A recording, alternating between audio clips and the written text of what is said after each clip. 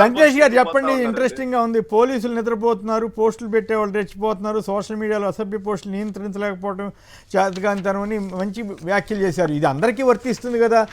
ఈనాడు ఆంధ్రజ్యోతి లేదు వైసీపీ వాళ్ళని అన్నట్టుగా చిత్రీకరించే ప్రయత్నం చేస్తున్నారు. మొన్నటిదాకా వీళ్ళెవరు వెంకటేశ్వర స్వామికి లడ్డూ మీద కూడా చాలా దారుణంగా ప్రభుత్వమే ప్రోత్సహించి దారుణమైనటువంటి ఫ్లెక్సీలు పెట్టించారు కదా. మరి అటువంటి వాటికి కూడా గౌరవ న్యాయమూర్తి గారు హెచ్చరిక చేసినట్లే కదా. అట్లాగే జగన్ గారిని నానా బూతులు తిట్టుతూ పోస్టులు పెట్టిన వాళ్ళందరికీ కూడా ఇది వర్తిస్తుంది కదా. మీకేమనిపించింది గౌరవ న్యాయస్థానం చేసిన వ్యాఖ్యల్ని? న్యాయస్థానం చేసినటువంటి వ్యాఖ్యలు ఏవైతే ఉన్నాయో అవి మాత్రం ఖచ్చితంగా మనం అందరం సమర్థించాల్సినటువంటి వ్యాఖ్యలే సార్. కాకపోతే దీన్ని తీసుకొచ్చి కేవలం ఒక పార్టీకి మాత్రమే అంటగట్టే విధంగా ఈ బ్యానర్ హెడ్డింగ్స్ పెట్టుకుని వార్తలు రాసుకోవడం ఏదైతే ఉందో ఇది మాత్రం ఖండించాలి. అవును, సోషల్ మీడియాలో ట్రోలింగ్స్ ఏదైతే స్టార్ట్ చేసినటువంటి వ్యవహారం ఏదైతే ఉందో ఇది అన్ని పార్టీలు వాళ్ళు దీనికి బాధితులు. దీనికి ఓంప్రదం ఎవరు స్టార్ట్ చేశారనేది ప్రపంచం అంతా తెలిసినటువంటి ఒక విషయం. ఏ పార్టీ హైదరాబాద్ కేంద్రంగా సోషల్ మీడియాకి ఒక వ్యవస్థను పెట్టి ఖచ్చితంగా అది ఒక ప్రముఖ నటుడి ఇంట్లోంచి దాన్ని ఆపరేట్ చేస్తూ రిమైనింగ్ ఉన్నటువంటి ఆంధ్రప్రదేశ్ రాష్ట్రంలో ఉన్నటువంటి రాజకీయ ప్రముఖులందరి మీద ఇటువంటి ట్రోలింగ్స్ ఏవైతే చేస్తున్నారో దీనికి అందరూ బాధితులే. దీని గురించి ప్రత్యేకంగా వైఎస్ఆర్సీపీకే అంటగట్టడం అనేది ఏదైతే ఉందో ఇది వీళ్ళ చతురత. దీన్ని మనం ఏది రాస్తే అదే జనాలు. న్యాయమూర్తి గారి ఉద్దేశాలు ఏంటి? ఆయన మొత్తం ఎవరు చేయొద్దు, ఎవరు చేసినా తప్పే అని చెబుతున్నారు. సాక్షాత్తు ఒక జనసేన కార్యకర్త, అవును, ఒక జనసేన కార్యకర్త పవన్ కళ్యాణ్ గారి మాజీ భార్య అయినటువంటి రేణు దేశాయ్ గారి గురించి అత్యంత నీచంగా మాట్లాడారు. ఇది హైదరాబాద్ లో కంప్లైంట్ చేశారు కాబట్టి ఈ రోజు వాడిని ఆంధ్రప్రదేశ్ నుంచి అరెస్టు చేసి హైదరాబాద్ తరలించినటువంటి ఒక పరిస్థితి.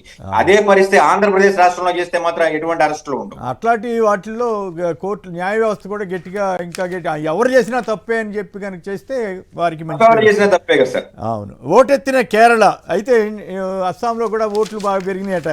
అర్ధరాత్రి వేళ 2 దాకా వేసే వ్యవస్థ అక్కడ జరగట్లేదా? ఆ చైతన్యం ఏపీలో మాత్రమే ఉందా అంటూ చమత్కారమైనటువంటి వ్యాఖ్యలు వస్తున్నాయి. శేఖర్ గారు సంక్షిప్తంగా ఒక మాటలో చెప్పండి. ఆంధ్రలో అర్ధరాత్రి 17 లక్షల ఓట్లు, మొత్తం మీద 50 లక్షల ఓట్లు పోలింగ్ సమయం ముగిసిన తర్వాత కూడా మరి తెలంగాణ, కేరళ, అస్సాంలో ఎందుకు జరగట్లేదు అట్లా? సార్ నిన్న నైట్ నేను కూడా చూసాను సార్. అస్సాం, కేరళ, పాండిచ్చేరిలో ఇంత పోలింగ్ శాతం జరిగిందని చెప్పేసి సెంట్రల్ ఎలక్షన్ కమిషన్ ఒక లెటర్ వదిలిన తర్వాత ఇదేందా ఇది, ఆ రాష్ట్రాల్లో చైతన్యం రాలేదా మీకు? ప్రజా చైతన్యం, ఓటర్ల చైతన్యం. మా రాష్ట్రంలో అర్ధరాత్రి 11:30 నుంచి 2 మధ్యలో 17 లక్షల ఓట్లు, 3,500 పోలింగ్ స్టేషన్ లో పోలింగ్ జరిగింది. అర్ధరాత్రి ఆత్మలు కూడా ఓటేసాయి మాకు. మీరేందా బాబు, మీకు ప్రజా చైతన్యం ఉన్నట్లేదు, మీకు రాజకీయ చైతన్యం ఉన్నట్లేదు. అర్ధరాత్రి అయినా సరే నిలబడి ఓట్లేయాలి, మా రాష్ట్రంలో ఉన్నంత రాజకీయ చైతన్యం మీకు ఉన్నట్లేదు అని చెప్పి వ్యంగ్యంగా ట్రోల్ చేస్తా ఉన్నారు. ఈ విషయంలో కొంచెం జాగ్రత్తగా ఉండాలి శేఖర్ రెడ్డి గారు. వచ్చే ఎలక్షన్ లో అయినా మీరు ఖచ్చితంగా ఏదైతే రేషన్ కార్డుకి మాత్రం రేషన్ తీసుకునేటప్పుడు మీరు వేలుముద్ర తీసుకుంటారు కదా, కనీసం ఈ రాష్ట్ర భవిష్యత్తు నిర్ణయించేటప్పుడు ఎందుకు వేలుముద్ర తీసుకోలేని ఒక వ్యవస్థ ఉంది అనేది మనం ప్రశ్నించాల్సినటువంటి అవసరం ఉంది. సెంట్రల్ గవర్నమెంట్, ఎలక్షన్ కమిషన్ ఇటువంటి వాటిని శ్రద్ధ తీసుకుని మొత్తం మార్పు తీసుకొస్తే దేశానికి మంచిది. ఇలాంటి మాల్ ప్రాక్టీస్ వల్ల ఖచ్చితంగా దేశ ప్రజలు, రాష్ట్ర ప్రజలు బతుకులు చాలా అధ్వానంగా తయారయ్యేటువంటి ఒక పరిస్థితి ఉంటుంది. కాబట్టి ఖచ్చితంగా ఇది ఒక టెక్నికల్ ఆస్పెక్ట్ ఇంప్లిమెంట్ చేయమని అడగాలి, లేదా బ్యాలెట్ ఓటింగ్. ఎలక్షన్ కమిషన్ ఇంతవరకు నోరు విప్పలా 50 లక్షల ఓట్లు అదనంగా పోలేయా లేదా 17 లక్షల ఓట్లు అర్ధరాత్రిగా అయ్యాయా లేదా? అయితే ఎవరు సీసీటీవీ ఫుటేజీలు ఏంటి అని పరకాల ప్రభాకర్ గారు, ఉండవల్లి అరుణ్ కుమార్ గారు లాంటి వాళ్ళు అడుగుతుంటే నోరు విప్పే పరిస్థితి లేకుండా పోయింది. అక్కడే వీక్నెస్ కనపడతా ఉంది. అర్హత లేని వ్యక్తికి అందరం మా చట్టసభల్లో పనిచేసిన అనుభవం లేని అసెంబ్లీ సెక్రటరీగా ఎలా నియమిస్తారంటూ కాకర్ల వెంకటరామరెడ్డి గారు ప్రశ్నించారు. ఇవి ప్రధానంగా పత్రికల్లో వచ్చినటువంటి వార్తా విశేషాలు, వాటికి సంబంధించిన చర్చ.